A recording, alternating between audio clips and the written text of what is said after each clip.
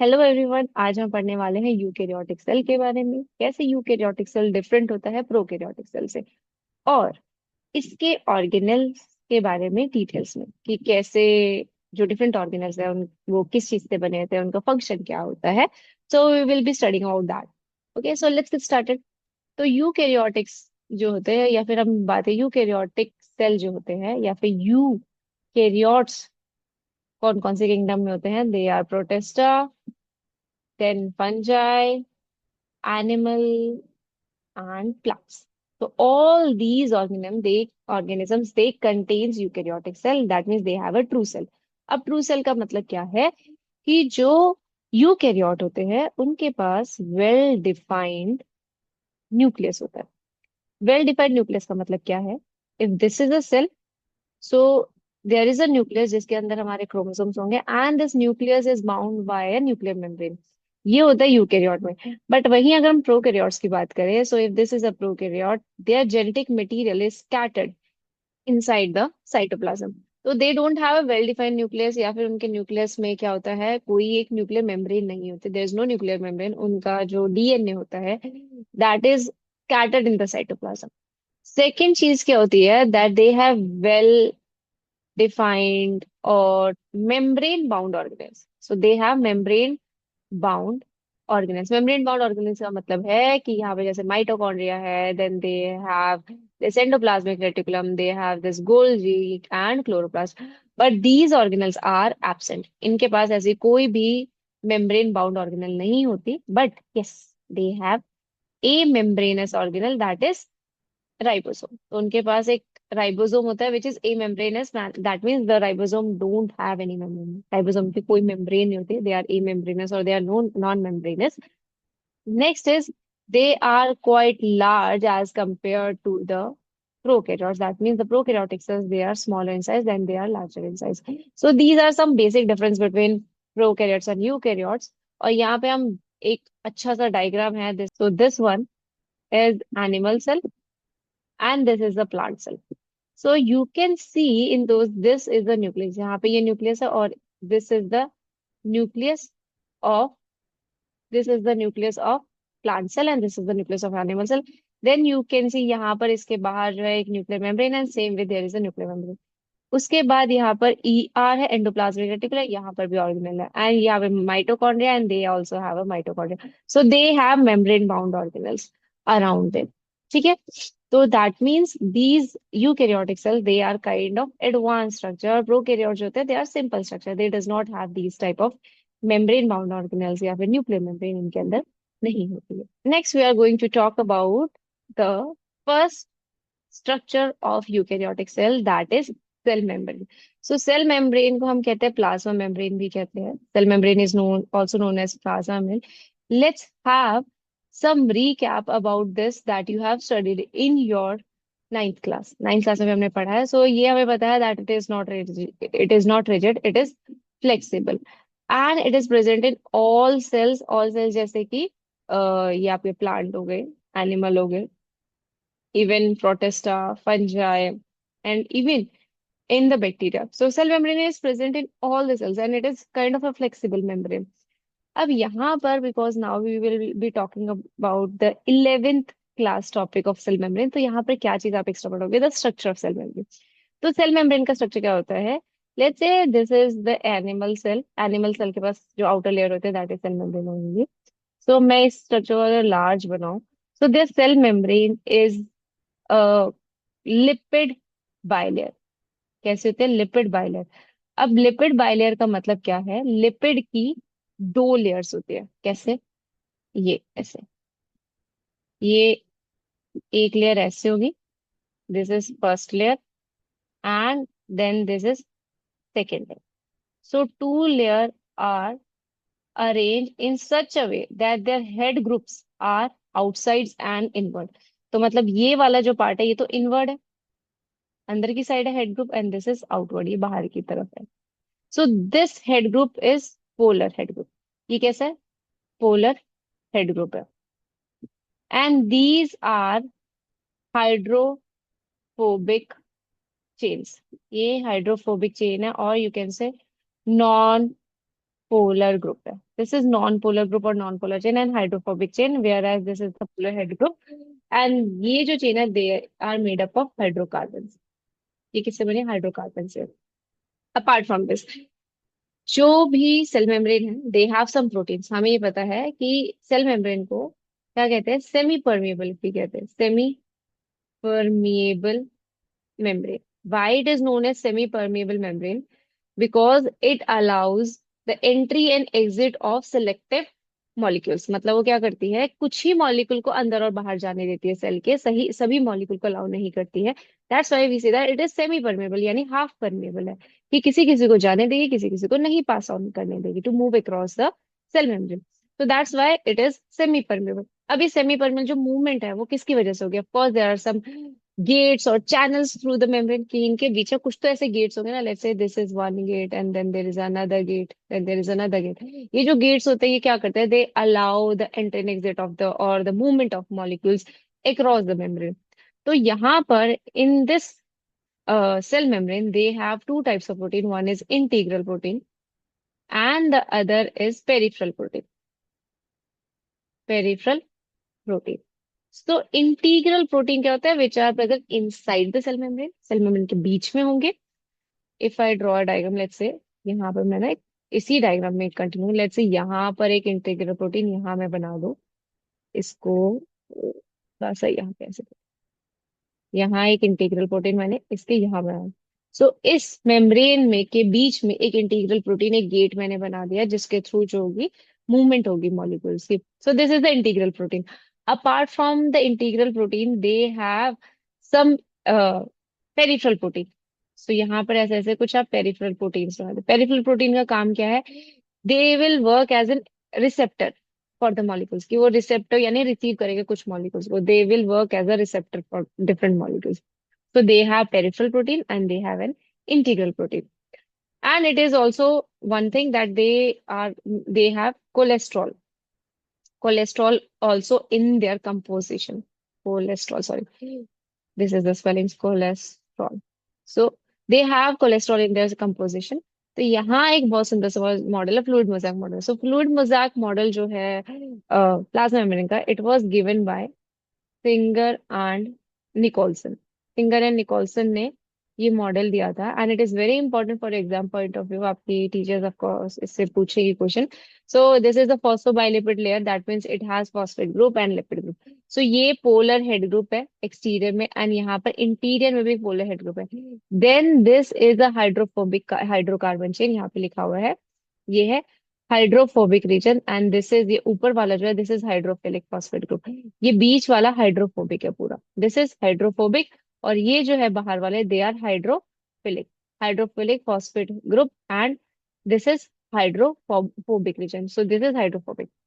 Apart from this, they have these peripheral proteins, glycoprotein, carbohydrate chain, glycolipids. These peripheral protein help as an acceptor of, या receiver or receptor of different types of molecules that they receive। ठीक है? Kind of hormones को receive कर सकते हैं, enzyme को कर सकते हैं, या फिर कोई प्रोटीन को रिसीव कर सकते हैं। यहाँ पर you can see a get like structure. ये गेट का काम क्या करता है? It allows the entry of different or exit of different kind of molecules, movement of molecule across the membrane।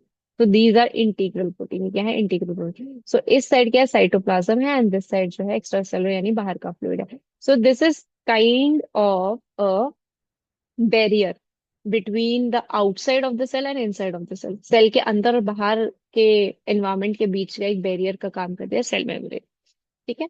सो यहाँ पे it is compose of phospholipids and proteins. Phospholipids में cholesterol होता है। लिपिड जो है they are arrange in bilayer. Polar head जो होता है टूवर्ड आउटवर्ड साइड में होता है एंड हाइड्रोफोबिक टेल जो होती है वो अंदर का पार्ट होती है। Have lipids, proteins and carbohydrates and water. Integral protein जो होता है दे आर पार्शली और completely buried inside the membrane, या तो बिल्कुल एक गेट की तरह वो अंदर होते हैं या कुछ हाफ हिस्सा उसका बाहर होता है, कुछ अंदर होता है। पेरिफेरल प्रोटीन जो होता है वो सरफेस के ऊपर होते हैं। जो पहला मॉडल था डेनियल एंड डेमनसन ने दिया था, first lamellar model cell membrane. इसमें इन्होंने बोला कि चार लेयर्स है, दो फॉस्फोलिपिड के एंड दो प्रोटीन के, इन्होंने ये बोला था। देन रॉबर्टसन मॉडल आया था जिसने बताया था लिपिड बाइलेयर है which is sandwich between two layers of protein. इसे कि दो लिपिड की लेयर है, ऐसे लिपिड बाइलेयर है और उसके बीच में वो किसके बीच में? They are sandwich between the protein layer. दो lipid layer which are sandwiched within the protein.